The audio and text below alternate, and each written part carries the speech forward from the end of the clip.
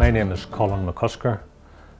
We're here this afternoon to talk about the Lambeg drums and their connection with the town of Lurgan and how I got involved in them and how I'm hoping the next generation come behind me have got involved in them. I heard a story once that they got the name Lambeg because of a big procession or demonstration that took place in the village of Lambeg, and there was a lot of drums at that event, and people just said, did you see the drums at Lambeg? And that kind of just stuck with it. So I think the late Richard Sterrett said it's a bit like a vacuum cleaner being called Hoover.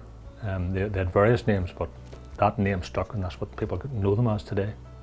What's distinctive is its size. They're typically in around 3 foot in diameter.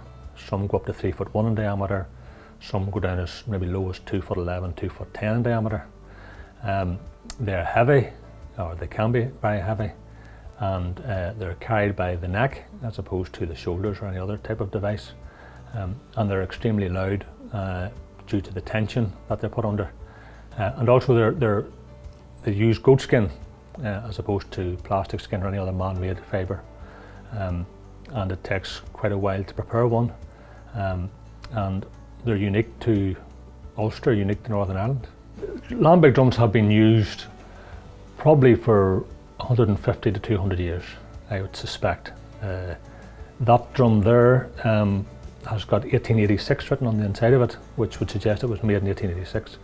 So it gives you an idea of its age. So they were the forerunner to bands. They were drummed along with a side drum and a fife.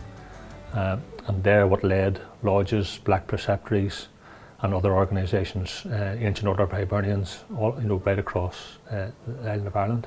I was born in 1971, and my late father, joined Boconnell LOL 123 in September 1971.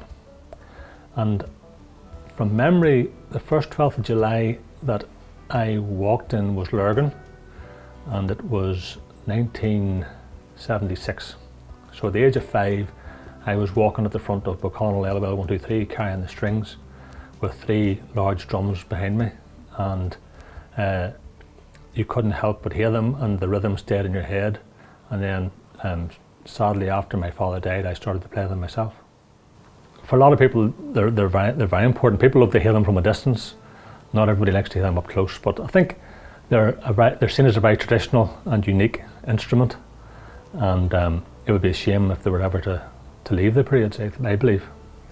Shortly after my wife and I got married, coming up on 20 years ago, we put our name down for this site, and at that point I had 2 or 3 drums in my ownership, and I wanted to make sure I could store them at home here and not in the garage or relying on anybody else to look after them for me.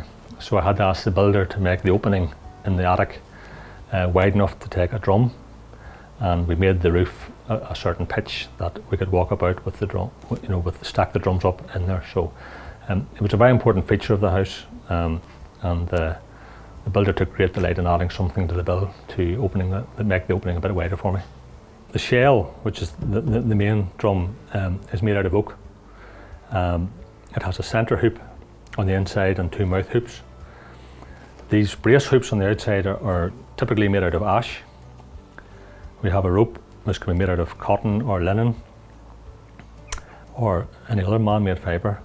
Then you have the buffs for applying tension to the drum, and then most importantly you have the two goat skins on either side.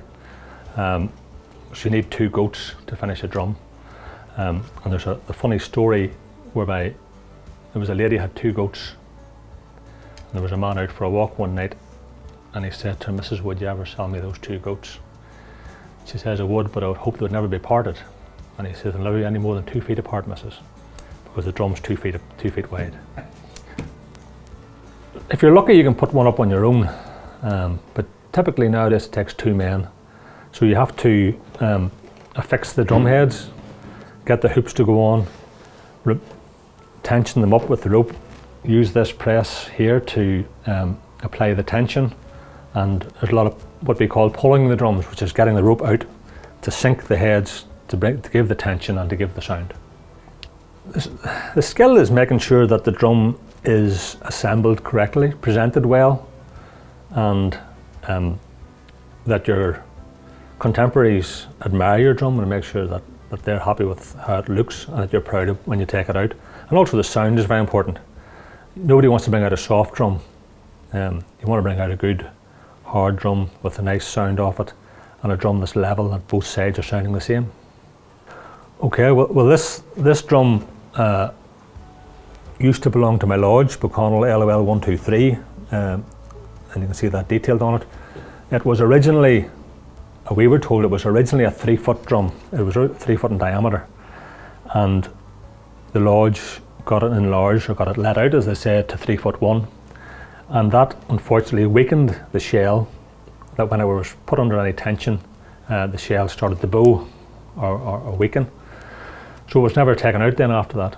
So whenever I got my first drum, it happened to be 3 foot in diameter, and I asked the custodian, Charlie Allen, do you mind, can we take that drum and get it brought down to the same size as mine to see what happens?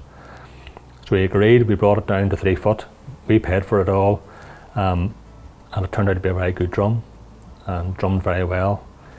This drum I got made in 2016 to commemorate 2 relatives of mine who both were killed in the First World War in Belgium, in Flanders Fields, and they were killed in around the time of the Battle of Messines in 1917. One of them appears on the War Memorial in Portadown, one appears in the War Memorial in Lurgan. I've got the image of the Peace Park in Messines at the top, because they were both killed very close to Messines, and then they're both from Lurgan, so we have Brownlow House in the background, and that was why that one was made. And then this one was the first drum that my father ever owned. The lodge in Banfoot sold it to him, and he renamed it the Pride of Kernan, because that's where his first house was. But it wasn't a very nice colour scheme, and I decided to get it refurbished. And when we got it refurbished, they confirmed that it belonged to the lodge, and I got it turned back into a Banfoot Golden Star LOL 27 lodge. That's the story behind those 3 drums anyway. So the drums are played with sticks like this, made of Malacca cane, and you hit them. You try to hit them in the middle, what we would call the middle of the drums, the sweet spot. So you sort of hit them. So these, and they're kind of bent outwards, and they have. Nowadays typically, years ago they just had nice leather handles, but now they have these fancy man-made like tennis racket handles, which make it easier to hold on to. But the Malacca cane, which people bring in from I don't know wherever in the world, and they make them as part of their hobby. I was asked to take part in a multicultural event to showcase Lurgan as part of the FLA. It was a very rewarding experience in that the people there were very welcoming and were keen to know a bit more about the drums. I've always been a great believer in stepping outside my comfort zone, and that's what I did, and I thoroughly enjoyed it, and the feedback on the night was very positive. Yeah, so the 12th of July is in Lurgan this year. We're all looking forward to it. It's a big day for Lurgan District and our District Master, David Martin. So we have started getting ready. For the last 20 years we've only taken 2 drums out on the 12th of July, but hopefully this year we're going to try and carry 3 around the town. We've got a couple of new young members who are very keen, and we have 2 new drums to take out this year, which are hopefully a lot lighter and a lot easier carried. So we're looking forward to it. It's going to be a good day, and hopefully the weather stays like this.